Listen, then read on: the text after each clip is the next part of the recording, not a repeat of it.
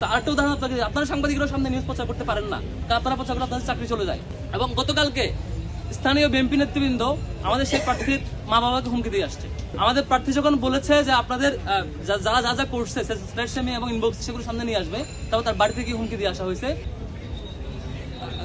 আমি জবাকে ফরওয়ার্ড করবো রিপোর্টে। তারপরে হচ্ছে আপনারা দেখে থাকবেন এই ধরনের টানা এরকম অব্যাহত স্ল্যাট শামিং এর পরে শুধু এইটুকু না, আমাদের এই প্রার্থীকে নিয়ে এবং আরো কয়েকজন প্রার্থীকে নিয়ে সেই দলের নেতৃবৃন্দ বাজে ভিডিও তৈরি করে প্রচার করছে এবং সেই ছবিতে তার ফেস এড করে অশ্লীল ভিডিও এবং অশ্লীল ছবি তৈরি করে অব্যাহতভাবে প্রচার করছে এবং ইনবক্সে পাঠাচ্ছে যে তুমি যদি এটা না করো, ওইটা না করো, সরে না আসো, নির্বাচন করো, কন্টিনিউ করো, তাহলে এগুলো সামনে নিয়ে আসবে।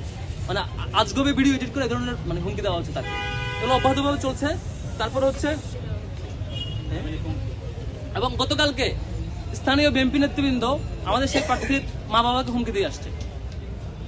এটা খুবই দুঃখজনক, খুবই দুঃখজনক।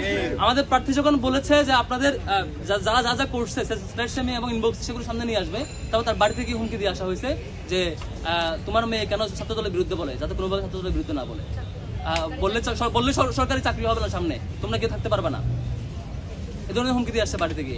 তো এই যে একটা অবস্থা, আরেকটা উদাহরণ আপনারা সাংবাদিকরা সামনে নিউজ প্রচার করতে পারেন না, আপনারা প্রচার করলে আপনাদের চাকরি চলে যায়। এটা যুগান্তরে যে যার কথা বললাম, যুবদলের এই যে পাথর দিয়ে হত্যা করার চাঁদাবাজি ইস্যুতে পাথর মেরে যাকে হত্যা করছে, সে ঘটনা যখন 2 দিন পরে সামনে আসছে, যুগান্তরের রিপোর্ট যখন আমাদের চোখের সামনে আসছে, যুবদল কর্মীর নেতার তথ্য যখন আসছে, তখন তার চাকরি চলে গেছে। স্টিল সে এখনো ওই হাউসে নাই, চাকরিচ্যুত। আপনারা সেই চাকরির ভয়ে দিন শেষে হয়তো সত্যবাস করতে পারেন না। আমি মানে ক্লান্ত, খুবই মানে এই ক্লান্ত, মানে এই বিষয়ে এত বিরক্ত আমরা যে হচ্ছে আমাদের প্রত্যেকটা বোনকে অব্যাহতভাবে স্ল্যাশ শেমিং করে। আর একটা সংগঠন সকাল বিকাল নারীদের সম্মানহানিতে, আমাদের 2002 সালে ঢাকা বিশ্ববিদ্যালয় করতে কারা হামলা করেছিল, এটা তো এই বিষয়ে তারা অন্য সুশীল যারা কালকে বড় বড় শিক্ষকরা এসে মানে বিভিন্ন ইস্যু ক্রিয়েট করছেন, ফেসবুকে পোস্ট করছেন, আর আরো বিভিন্ন রিয়েকশন দেখিয়েছেন। হলে ঢুকে শিক্ষার্থীদের সম্মানহানি করার মতো ঘটনাগুলো তারা এগুলো নিয়ে কথা বলে না।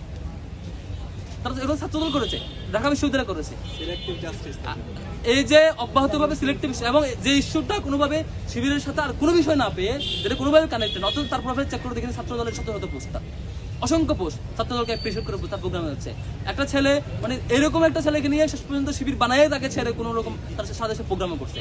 রাজনৈতিক দলীয়ত্ব কোন লেভেলে গেলে শেষ পর্যন্ত তারা মানে ডাকসু নির্বাচনকে ভয় পেয়ে তারা মনে করছে এভাবে মনে ভোট পাবে। তারা মানে যে এজেন্ডা তাদের এজেন্ডাই না, এটা এজেন্ডা হওয়ার মতো ইস্যু না, সেটাকে এজেন্ডা মানে সারা দেশে মিছিল করে, আবার সেই মিছিলের স্লোগান দেয় একটা শিবির ধরে জবাই করে, সেই ভিডিও আবার পেজে আপলোড দেয়।